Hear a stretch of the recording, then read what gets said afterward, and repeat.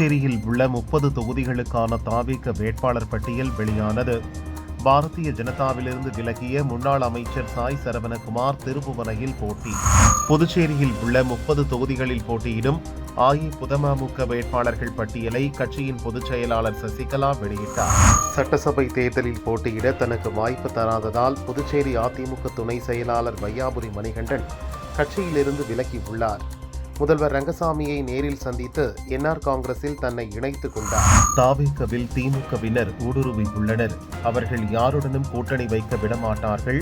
விஜயை தனியாக நிற்க வைத்து தோற்கடிப்பதே திமுகவின் திட்டமாக தெரிகிறது என லட்சிய ஜனநாயக கட்சியின் தலைவர் ஜோஸ் சார்லஸ் மார்டின் தெரிவித்துள்ளார். ஈரான் இஸ்ரேல் போரை கண்டு இந்தியர்கள் ஆரவாரமாக குதூகலிப்பதாகவும் குறிப்பாக ஈரானின் அழிவை இந்துக்கள் கொண்டாடுவதாகவும் கமல் தனது அறிக்கையில் குறிப்பிட்டிருப்பது சலசலப்பை ஏற்படுத்தியுள்ளது.